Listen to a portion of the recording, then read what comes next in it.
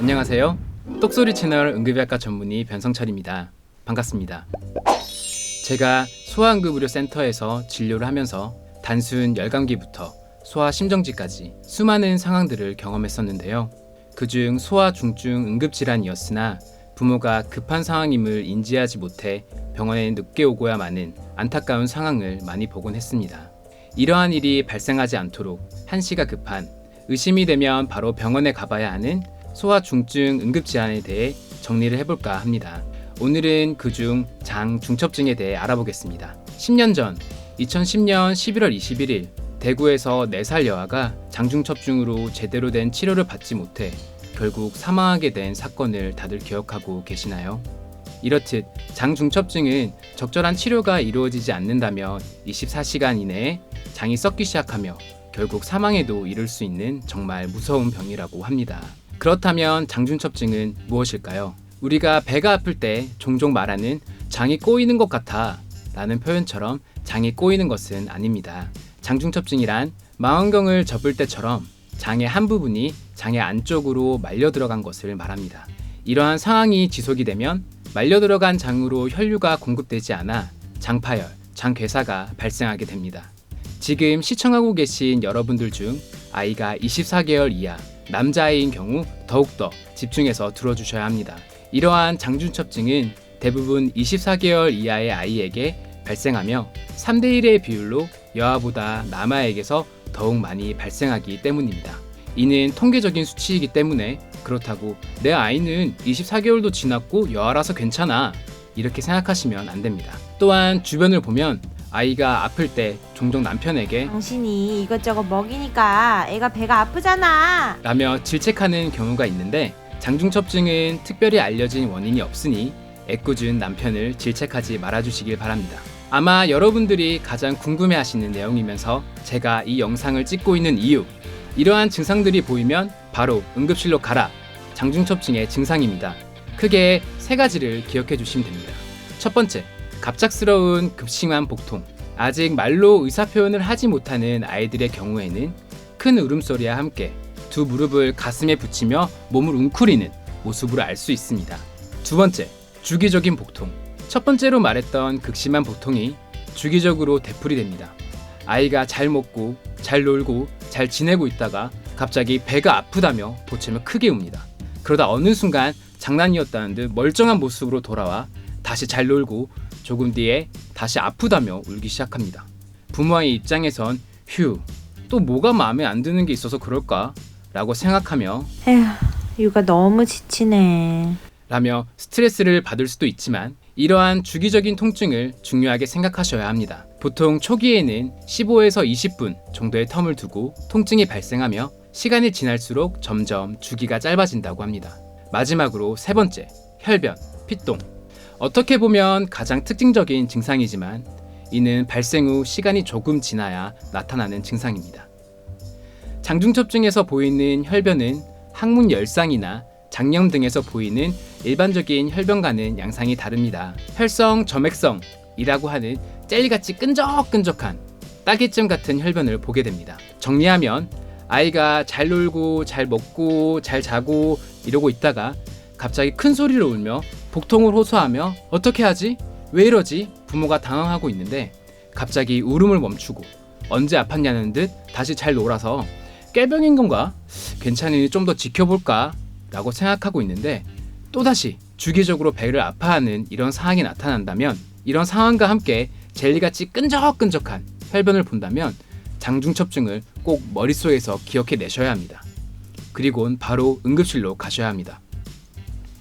이제 장중첩증을 의심하게 되어 병원에 가기로 마음을 먹었을 때 꼭 기억해야 하는 2가지 꿀팁을 알려드리겠습니다.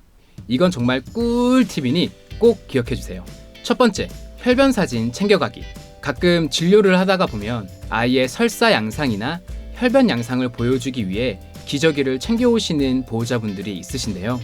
챙겨오셔서 의료진에게 보여주시기를 쭈뼛쭈뼛 고민하시는 분들이 많아요. 아무리 아기라도 변의 비주얼과 냄새가 장난이 아니니까요. 물론 이해는 하지만 아이의 똥기저귀는 의료진에게 정확한 정보를 제공해 주시는 거기 때문에 머뭇거리실 필요가 전혀 없습니다. 직접 기저귀를 가져오지 않으시더라도 사진이라도 찍어 가져오셔야 의료진이 정확한 진단을 내릴 수 있다는 점을 꼭 기억해 주세요. 두 번째, 병원의 초음파 가능 여부 문의해보기. 장중첩증의 진단에 대해서는 뒤에 더 자세히 알아보겠지만 장중첩증인지 아닌지 알아보기 위해서는 복부 초음파가 필수입니다. 안타깝게도 복부 초음파가 24시간 가능한 병원이 전국에 많지 않기 때문에 무턱대고 병원에 갔다가는 검사도 하지 못하고 다른 병원들을 전전해야 하는 상황이 발생할 수 있기 때문에 먼저 병원에 문의를 해보셔야 합니다. 가고자 하는 병원에 전화하셔서 아이가 지금 장중첩증이 의심이 되어 지금 가서 복부 초음파 검사를 할 수 있나요? 라고 문의를 해보시고 가셔야 합니다.